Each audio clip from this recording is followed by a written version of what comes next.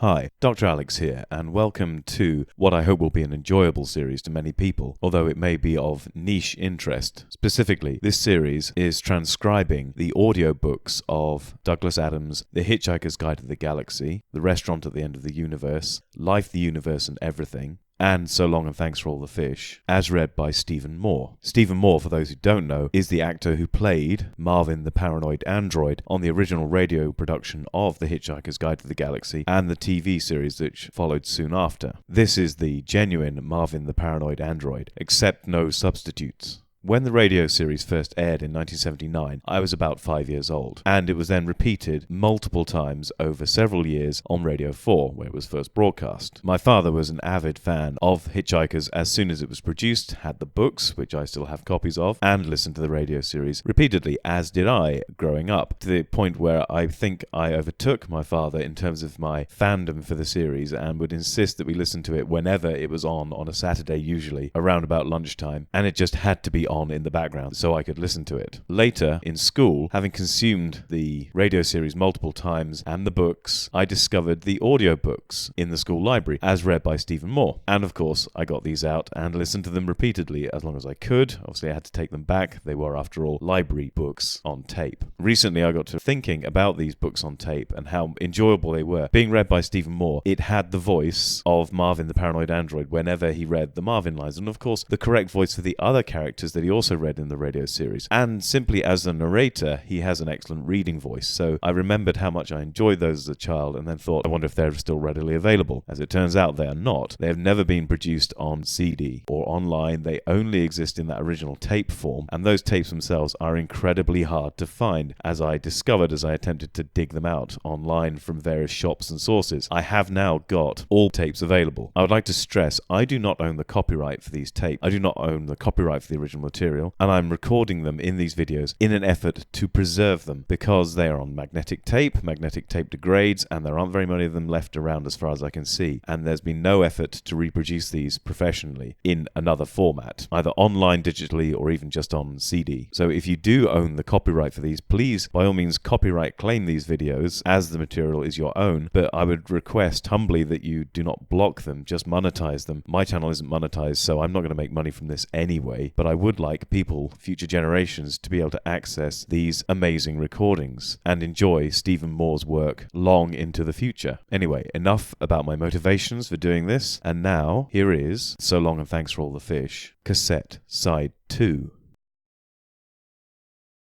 He paused and manoeuvred his thoughts. It was like watching oil tankers doing three-point turns in the English Channel. "They've discovered how to turn excess body fat into gold," he said in a sudden burst of coherence. "You're kidding." He rounded on the doubting part of his audience, which was all of it, and so it took a little while to round on it completely. "Have you ever been to California?" he demanded. "Do you know the sort of stuff they do there?" 3 members of his audience said that they had, and that he was talking nonsense. "The evidence," he said, pointing at himself and not missing by more than a couple of inches, "is before your eyes." 14 hours in a trance," he said. "In a tank. In a trance. I was in a tank. I think I already said that." He waited patiently while the next round was duly distributed. He composed the next bit of his story in his mind, which was going to be something about the tank needing to be orientated along a line dropped perpendicularly from the pole star to a baseline drawn between Mars and Venus, and was about to start trying to say it when he decided to give it a miss. "Long time," he said instead. "In a tank. In a trance."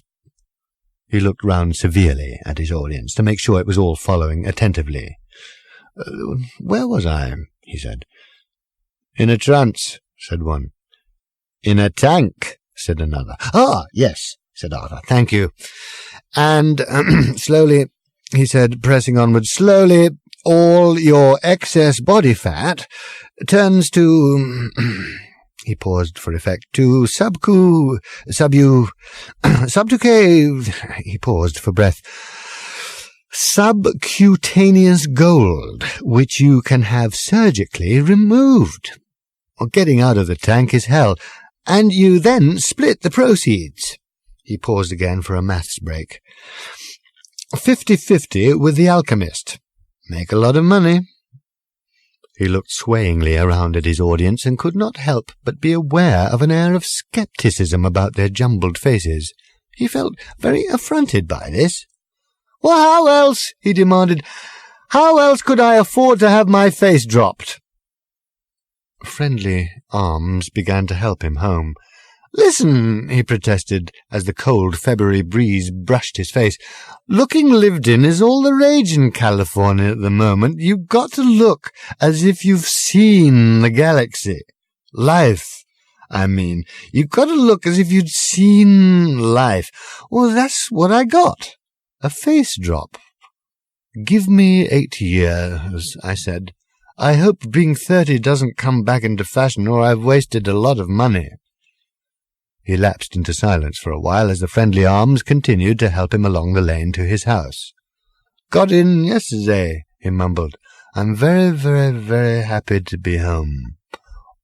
Or somewhere very like it. Jet lag, muttered one of his friends. Long trip from California. Really mucks you up for a couple of days. I don't think he's been there at all, muttered another. I wonder where he has been, and what's happened to him. After a little sleep, Arthur got up and pottered round the house a bit. He felt woozy and a little low, still disoriented by the journey. He wondered how he was going to find Fenny. He sat up and looked at the fishbowl. He tapped it again, and despite being full of water and a small yellow babel fish which was gulping its way around rather dejectedly, it still chimed its deep and resonant chime as clearly and mesmerically as before. Someone is trying to thank me, he thought to himself. He wondered who, and for what. At that same moment, several hundred light-years away, Arthur's friend, Ford Prefect, was suppressing a little giggle of evil satisfaction. He realized that he had no reason to suppress it, and laughed out loud a wicked laugh. At the third stroke, it will be 1, 32, and 20 seconds. Beep, beep, beep. He switched the incoming signal through from the sub-Ethernet to the ship's superb hi-fi system, and the odd, rather stilted sing-song voice spoke out with remarkable clarity round the cabin. At the third stroke, it will be 1, 32, and 30 seconds. Beep, beep, beep. He tweaked the volume up just a little while keeping a careful eye on a rapidly changing table of figures on the ship's computer display. At the third stroke, it will be 1, 32, and 40 seconds. Beep, beep, beep. He checked around the small ship. He walked down the short corridor. At the third stroke, he stuck his head into the small, functional, gleaming steel bathroom. It will be... It sounded fine in there. He looked into the tiny sleeping quarters. 1, 32. It sounded a bit muffled. There was a towel hanging over one of the speakers. He took it down. And 50 seconds. Fine. He checked out the packed cargo hold and wasn't at all satisfied with the sound. There was altogether too much crated junk in the way. He stepped back out and waited for the door to seal. He broke open a closed control panel and pushed the jettison button. He didn't know why he hadn't thought of that before. A whooshing, rumbling noise died away quickly into the silence. After a pause, a slight hiss could be heard again. He stopped.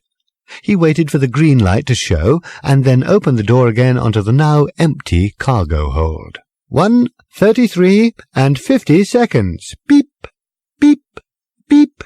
Very nice. He then went and had a last thorough examination of the emergency suspended animation chamber, which was where he particularly wanted it to be heard. At the third stroke, it will be 1, 34, precisely. He shivered as he peered down through the heavily frosted covering at the dim bulk of the form within. One day, who knew when, it would wake, and when it did, it would know what time it was. Not exactly local time, true, but what the heck. He double-checked the computer display above the freezer bed, dimmed the lights, and checked it again. At the third stroke, it will be— He tiptoed out and returned to the control cabin. 1:34 and 20 seconds. The voice sounded as clear as if he was hearing it over a phone in London, which he wasn't, not by a long way. He gazed out into the inky night. At the third stroke, it will be 1:35 precisely. Beep, beep, beep. He sniggered. The star, the size of a brilliant biscuit crumb which Ford Prefect could see in the distance, was Zondostina, or, as it was known on the world from which the rather stilted sing-song voice was being received, Pleiades Zeta. The bright orange curve that filled over half the visible area was the giant gas planet Sassafras Magna, and just rising over its horizon was a small, cool blue moon, Ipan. For 20 minutes he sat and watched as the gap between the ship and Ipan closed, as the ship's computer teased and kneaded the numbers that would bring it into a loop around the little moon, close the loop, and keep it there, orbiting in perpetual obscurity. His original plan had been to close down all external signaling and radiation from the ship to render it as nearly invisible as possible unless you were actually looking at it, but then he'd had an idea he preferred. It would now emit one single continuous beam, pencil-thin, broadcasting the incoming time signal to the planet of the signal's origin, which it would not reach for 400 years, travelling at light speed, but where it would probably cause something of a stir when it did. The ship was now locked almost perfectly into its perpetual orbit round a little-known and never-visited moon. Almost perfect. One thing only remained. He ran again the computer simulation of the launching of the ship's little escapo buggy, balancing actions, reactions, tangential forces, all the mathematical poetry of motion, and saw that it was good. Before he left, he turned out the lights. As his tiny little cigar tube of an escape craft zipped out on the beginning of its 3-day journey to the orbiting space station Port Cessaphron, it rode for a few seconds on a long pencil-thin beam of radiation that was starting out on a longer journey still. At the third stroke, it will be 2, 13, and 50 seconds. He giggled and sniggered. He would have laughed out loud, but he didn't have the room. Beep, beep, beep. April showers I hate especially. However noncommittally Arthur grunted, the man seemed determined to talk to him. He wondered if he should get up and move to another table, but there didn't seem to be one free in the whole cafeteria. He stirred his coffee fiercely. He stared, frowning out of the window. A light, sunny spray of rain hung over the motorway. 2 months he'd been back now. Slipping back into his old life had in fact been laughably easy. People had such extraordinarily short memories, including him. 8 years of crazed wanderings round the galaxy now seemed to him not so much like a bad dream as like a film he had videotaped from the TV and now kept in the back of a cupboard without bothering to watch. Well, I like them. April showers, he said suddenly, and for all the obvious reasons. They're light and refreshing, they sparkle and make you feel good. The man snorted derisively. That's what they all say, he said, and glowered darkly from his corner seat. He was a lorry driver.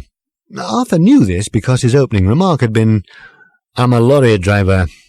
I hate driving in the rain. Ironic, isn't it? Bloody ironic. If there was a sequitur hidden in this remark, Arthur had not been able to divine it, and had merely given a little grunt, affable but not encouraging. But the man had not been deterred then, and was not deterred now. They all say that about bloody April showers, he said. So bloody nice, so bloody refreshing, such charming bloody weather. He leaned forward, screwing his face into a scowl. What I want to know is this, he said. If it's going to be nice weather, why can't it be nice without bloody raining? Arthur gave up. He decided to leave his coffee, which was too hot to drink quickly and too nasty to drink cold. Well, there you go, he said. and instead got up himself. "Bye." He stopped off at the service station shop, then walked back through the car park, making a point of enjoying the fine play of rain on his face. He climbed into his battered but adored old black Golf GTI, squealed the tyres, and headed out past the islands of petrol pumps and onto the slip road back towards the motorway. He was wrong in thinking that the atmosphere of the earth had closed finally and forever above his head. He was wrong to think that it would ever be possible to put behind him the tangled web of irresolutions into which his galactic travels had dragged him. The reason he was wrong was standing by the slip road under a small umbrella. His jaw sagged. He sprained his ankle against the brake pedal and skidded so hard he very nearly turned the car over. "Fanny!" he shouted. Having narrowly avoided hitting her with the actual car, he hit her instead with the car door as he leant across and flung it open at her. It caught her hand and knocked away her umbrella, which then bowled wildly away across the road. "Shit!" yelled Arthur as helpfully as he could, leapt out of his own door, narrowly avoided being run down by McKenna's all-weather haulage, and watched in horror as it ran down Fanny's umbrella instead. The lorry swept along the motorway and away. The umbrella lay like a recently swatted daddy-long-legs, expiring sadly on the ground. Tiny gusts of wind made it twitch a little. He picked it up. He said. Well, there didn't seem to be a lot of point in offering the thing back to her. "How did you know my name?" she said. Well," he said, "look, I'll get you another one." He looked at her and tailed off. She was tallish, with dark hair which fell in waves around a pale and serious face.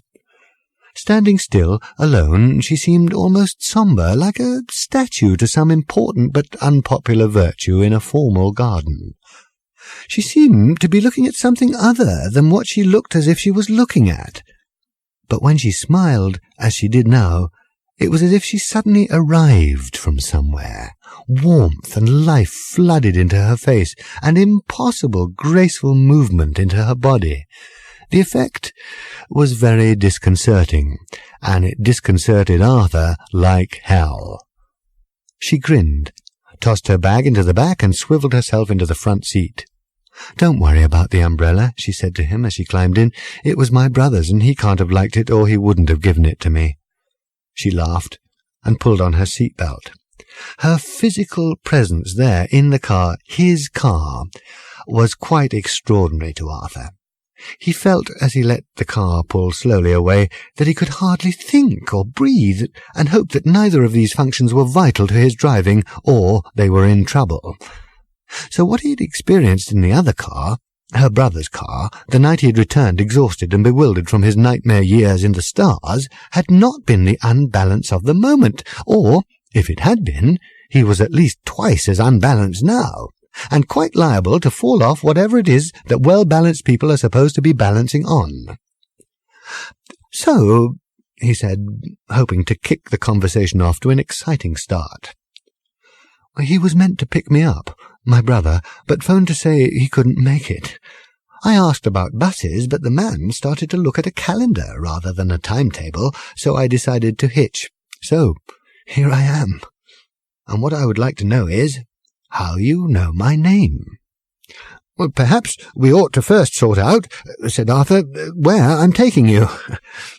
Very close, he hoped, or a long way. Close would mean she lived near him. A long way would mean he could drive her there. "I'd like to go to Taunton," she said, "please, if that's all right. It's not far." "Well, you live in Taunton," he said, hoping that he'd managed to sound merely curious rather than ecstatic. Well, Taunton was wonderfully close to him. "No, London," she said. "There's a train in just under an hour." It was the worst thing possible. Taunton was only minutes away up the motorway. He wondered what to do, and while he was wondering, with horror, heard himself saying, "Oh, I can take you to London. Well, let me take you to London." Bungling idiot! Why on earth had he said "let" in that stupid way? He was behaving like a 12-year-old. "Are you going to London?" she asked. I wasn't," he said, "but—" "Well, it's very kind of you," she said, "but really, no, I like to go by train." And suddenly she was gone. Or rather, that part of her which brought her to life was gone. She looked rather distantly out of the window and hummed lightly to herself. He couldn't believe it. 30 seconds into the conversation, and already he'd blown it. "Taunton 5 miles," said the signpost. He gripped the steering wheel so tightly the car wobbled. He was going to have to do something dramatic. "Fanny," he said. She glanced round sharply at him. "You still haven't told me how—" "Listen," said Arthur. "I will tell you, though the story is rather strange. Very strange." She was still looking at him, but said nothing. "Listen, you said that." "Oh, did I? There are things I must talk to you about, and things I must tell you. A story I must tell you which would take more than 5 miles. "Well, just supposing," he said, "just supposing—" He didn't know what was coming next, so he thought he'd just sit back and listen. "That there was some extraordinary way in which you were very important to me, and that, though you didn't know it, I was very important to you. But it all went for nothing, because we only had 5 miles, and I was a stupid idiot at knowing how to say something very important to someone I've only just met, and not crash into lorries at the same time. What would you say I should do?" "Watch the road!" she yelped. "Shit!" He narrowly avoided careering into the side of 100 Italian washing machines in a German lorry. "I think," she said, with a momentary sigh of relief, "you should buy me a drink before my train goes." They sat at a small wobbly table in a pub near the station. On it were some dirty glasses and some soggy beer mats with jokes printed on them. Arthur got Fanny a tomato juice and himself a pint of yellow water with gas in it, and a couple of sausages. He didn't know why he got the sausages. He bought them for something to do while the gas settled in his glass. The barman dunked Arthur's change in a pool of beer on the bar, for which Arthur thanked him. "All right," said Fanny, glancing at her watch. "Tell me what it is you have to tell me." She sounded, as well she might, extremely sceptical, and Arthur's heart sank. Hardly, he felt, the most conducive setting to try to explain to her, as she sat there, suddenly cool and defensive, that in a sort of out-of-body dream he had had a telepathic sense that the mental breakdown she had suffered had been connected with the fact that, appearances to the contrary notwithstanding, the Earth had been demolished to make way for a new hyperspace bypass. Something which he alone on Earth knew anything about, having virtually witnessed it from a Vogon spaceship. And that, furthermore, both his body and soul ached for her unbearably, and he needed to go to bed with her as soon as was humanly possible.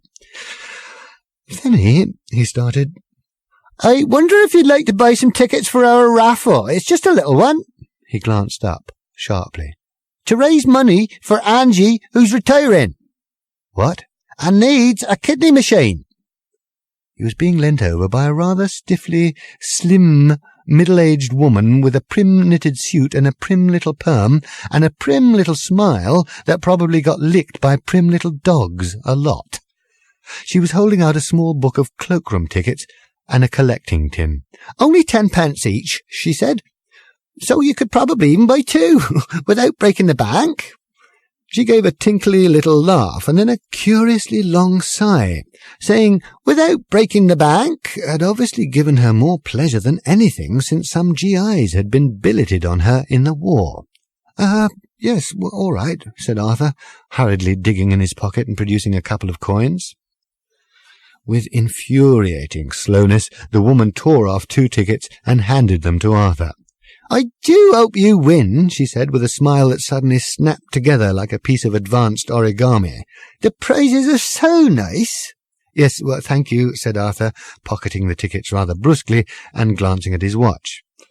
He turned towards Fanny. So did the woman with the raffle tickets. "And what about the young lady?" she said. "It's for Angie's kidney machine. She's retiring, you see." "Yes?" She hoisted the little smile even further up her face. She would have to stop and let it go soon, or the skin would surely split. Look, here you are," said Arthur, and pushed a 50-pence piece at her in the hope that that would see her off. "Oh, we are in the money, aren't we?" said the woman, with a long, smiling sigh. "Down from London, are we?" Arthur wished that she wouldn't talk so bloody slowly. "No, that's all right, really," he said with a wave of his hand as she started with an awful deliberation to peel off 5 tickets one by one. "Oh, but you must have your tickets," insisted the woman, "or you won't be able to claim your prize. They're very nice prizes, you know, very suitable." Arthur snatched the tickets and said thank you as sharply as he could. The woman finally departed to the next table to theirs. Arthur turned desperately to Fanny and was relieved to see that she was rocking with silent laughter. He sighed and smiled. "Where were we? Well, you were calling me Fanny, and I was about to ask you not to." "What do you mean?" "Well, my brother's the only one who calls me Fanny, and I'm not fond of him for it." "So what's—" "Fenchurch." "What?" "Fenchurch." She looked at him sternly. Then, with a laugh, she said, "All right, you can ask me. Might as well get it over with. Better than have you call me Fanny all the time." "Presumably," said Arthur. "We've only got 2 tickets left, you see, and since you were so generous when I spoke to you before—" "What?" snapped Arthur. The woman with the perm and the smile and the now nearly empty book of cloakroom tickets was now waving the 2 last ones under his nose. "I thought I'd give the opportunity to you because the prizes are so nice." She wrinkled up her nose a little confidentially. "Very tasteful. I know you'll like them. And it is for Angie's retirement present, you see.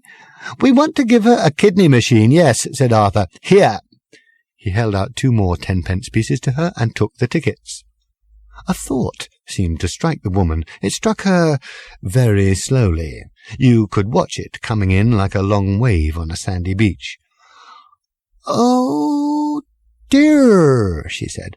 "I'm not interrupting anything, am I?" She peered anxiously at both of them. "No, it's fine," said Arthur. "Everything that could possibly be fine," he insisted, "is fine. Thank you," he added.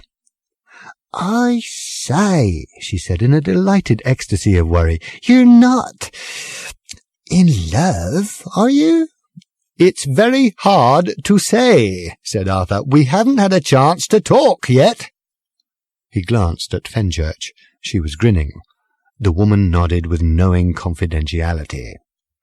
"I'll let you see the prizes in a minute," she said, and left. Arthur turned with a sigh back to the girl that he found it hard to say whether he was in love with. "You were about to ask me," she said, "a question." "Yes," said Arthur. "Well, we can do it together, if you like," said Fenchurch. "Was I found—" "In a handbag?" joined in Arthur. "In the left luggage office at Fenchurch Street Station. They finished together." "And the answer," said Fenchurch, "is no." "Fine," said Arthur. "I was conceived there." "What?" "I was conceived there." "In the left luggage office?" "No, of course not. Don't be silly. What would my parents be doing in the left luggage office?" she said, rather taken aback by the suggestion. "Well, I don't know," spluttered Arthur. "It was in the ticket queue, or so they claim. They refuse to elaborate. They only say you wouldn't believe how bored it is possible to get in the ticket queue at Fenchurch Street Station." She sipped demurely at her tomato juice and looked at her watch. Arthur continued to gurgle for a moment or two. "I'm going to have to go in a minute or 2, said Fenchurch, "and you haven't begun to tell me whatever this terrifically extraordinary thing is that you were so keen to get off your chest." "Why don't you let me drive you to London?" said Arthur. "It's Saturday. I've got nothing particular to do." "No," said Fenchurch. "Thank you. It's sweet of you, but no. I need to be by myself for a couple of days." She smiled and shrugged. "You can tell me another time. I'll give you my number." She scribbled 7 figures in pencil on a scrap of paper and handed it to him. "Now we can relax," she said with a slow smile which filled Arthur till he thought he would burst. "Fenchurch," he said, enjoying the name as he said it. "A box," said a trailing voice, "of cherry liqueurs, and also, I know you'll like this, a gramophone record of Scottish bagpipe music." "Yes, thank you. Very nice," said Arthur. "I just thought I'd let you have a look at them," said the permed woman, "as you're down from London." She was holding them out proudly for Arthur to see. "I'll let you have your drink in peace now," she said, patting Arthur lightly on his seething shoulder. "But I knew you'd like to see." Arthur re-engaged his eyes with Fenchurch's once again, and was suddenly at a loss for something to say. A moment had come and gone between the two of them, but the whole rhythm of it had been wrecked by that stupid, blasted woman. "Don't worry," said Fenchurch, looking at him steadily from over the top of her glass. "We will talk again. Perhaps it wouldn't have gone so well if it wasn't for her." She gave a wry smile and dropped her hair forward over her face again. It was perfectly true. He had to admit it was perfectly true. That night at home, as he was prancing round the house pretending to be tripping through cornfields in slow motion and continually exploding with sudden laughter, Arthur thought he could even bear to listen to the album of bagpipe music he had won. It was 8 o'clock, and he decided he would force himself to listen to the whole record before he phoned her. Perhaps he should even leave it till tomorrow. Well, that would be the cool thing to do. Or next week sometime. No games.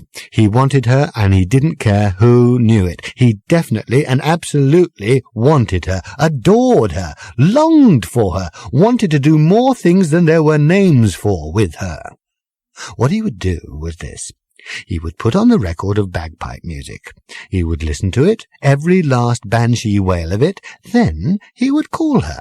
That was the correct order. That was what he would do. He picked up the record and slipped it out of its cover. He opened the record player and turned on the amp. He giggled foolishly as he lowered the stylus onto the disc. He sat and listened solemnly to A Scottish Soldier. He listened to Amazing Grace. He listened to something about some Glen or other. He thought about his miraculous lunchtime. They had just been on the point of leaving when they were distracted by an awful outbreak of yoo-hooing. The appallingly permed woman was waving to them across the room like some stupid bird with a broken wing. Everyone in the pub turned to them and seemed to be expecting some sort of response. They hadn't listened to the bit about how pleased and happy Angie was going to be about the £4.30 everyone had helped to raise towards the cost of her kidney machine, had been vaguely aware that someone from the next table had won a box of cherry brandy liqueurs, and took a moment or two to cotton on to the fact that the yoo-hooing lady was trying to ask them if they had ticket number 37. Arthur discovered that he had. He glanced angrily at his watch. Fenchurch gave him a push. "Go on," she said. "Go and get it. Don't be bad-tempered. Give them a nice speech about how pleased you are, and you can give me a call and tell me how it went. Go on." She flicked his arm and left. Arthur listened to the music and kept on breaking into laughter. "Hello? Yes, that's right. Yes? You'll have to speak up. There's an awful lot of noise in here. What? No, I only do the bar in the evenings. It's Yvonne who does lunch, and Jim, he's the landlord. No, I wasn't on.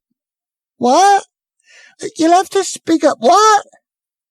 No, I don't know anything about no raffle. What?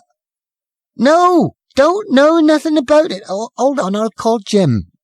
The barmaid put her hand over the receiver and called over the noisy bar. "Here, Jim. Bloke on the phone says something about he's won a raffle. Keeps on saying it's ticket 37 and he's won." "No, there was a guy in the pub here won," shouted back the barman. "He says, have we got the ticket?" "Well, how can he think he's won if he hasn't even got the ticket?"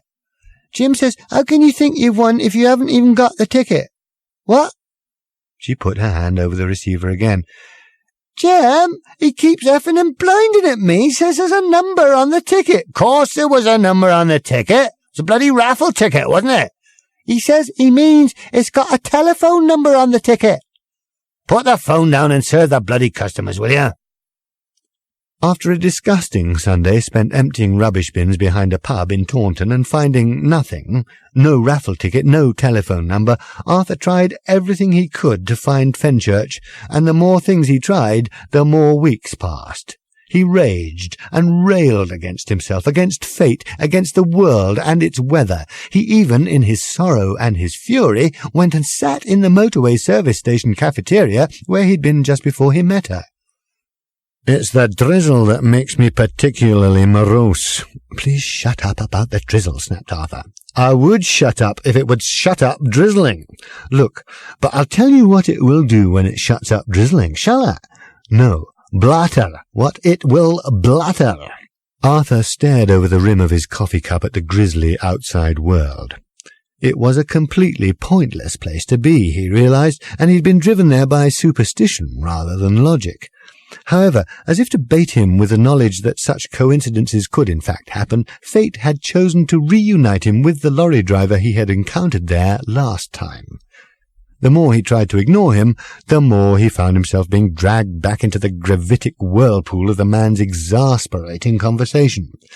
"I think," said Arthur vaguely, cursing himself for even bothering to say this, "that it's easing off." "It never stops raining," ranted the lorry driver.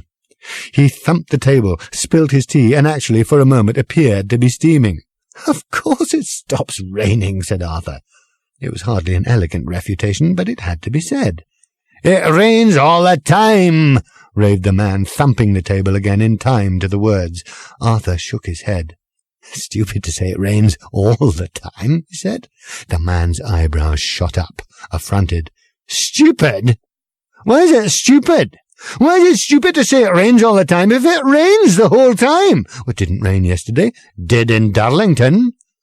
Arthur paused, warily.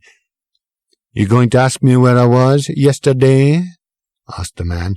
"No," said Arthur, "but I expect you can guess." "Do you? Begins with a D. Does it?" "And it was pissing down there, I can tell you." "You don't want to sit there, mate," said a passing stranger in overalls to Arthur cheerily. "That's Thundercloud Corner, that is. Reserved special for old raindrops keeps falling on my head here. There's one reserved in every motorway calf between here and sunny Denmark. Steer clear is my advice. It's what we all do." He breezed by and went to tell a joke about Britt Eklund to someone at a nearby table. "See, none of them bastards takes me seriously," said Rob McKenna. "But," he added darkly, leaning forward and screwing up his eyes, "they all know it's true." Arthur frowned.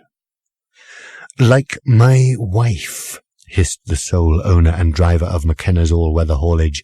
"She says it's nonsense, and I make a fuss and complain about nothing. But she always brings the washing in when I phone to say I'm on my way home.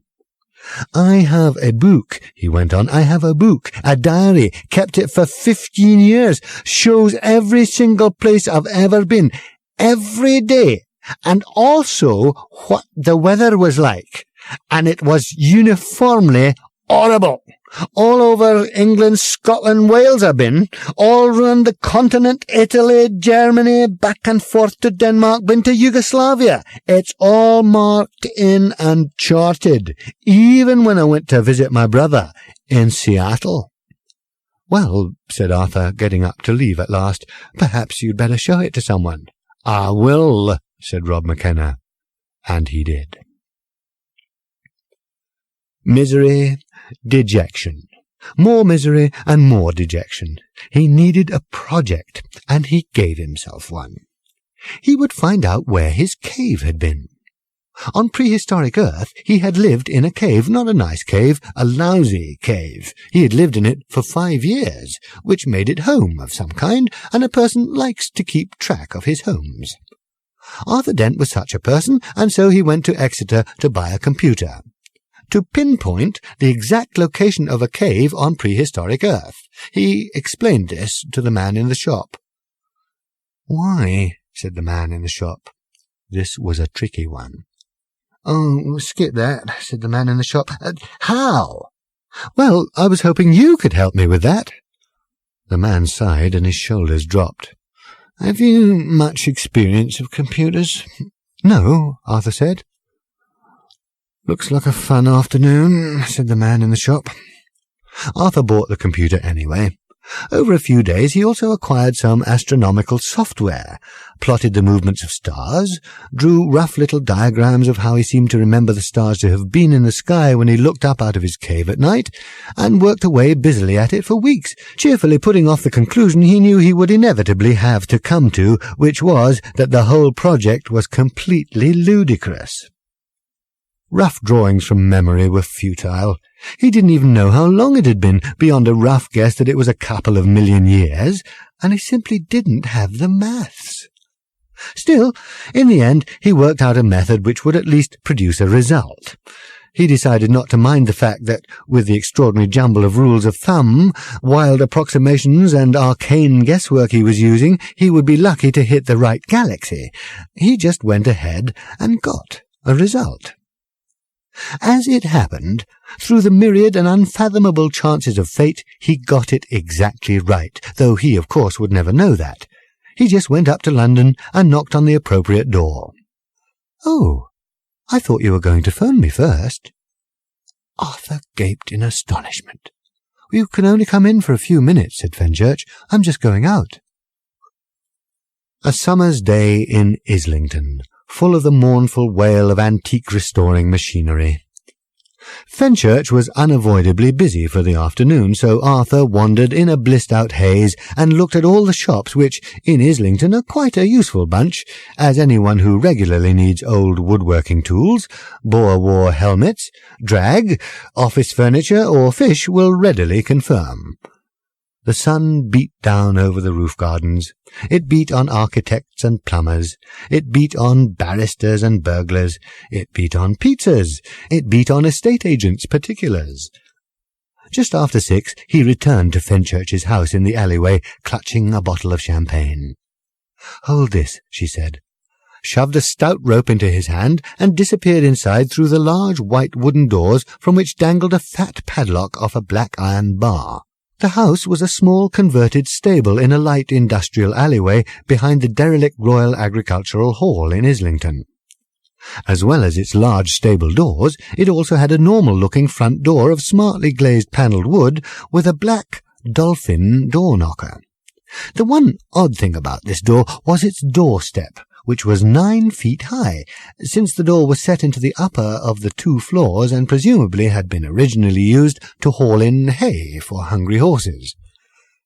An old pulley jutted out from the brickwork above the doorway, and it was over this that the rope Arthur was holding was slung. The other end of the rope held a suspended cello. The door opened above his head. "Okay," said Fenchurch. "Pull on the rope. Steady the cello. Pass it up to me." He pulled on the rope and steadied the cello. "I can't pull on the rope again," he said, "without letting go of the cello." Fenchurch leant down. "I am steadying the cello," she said. "You pull on the rope." The cello eased up level with the doorway, swinging slightly, and Fenchurch manoeuvred it inside. "Come on up yourself," she called down. Arthur picked up his bag of goodies and went in through the stable doors, tingling.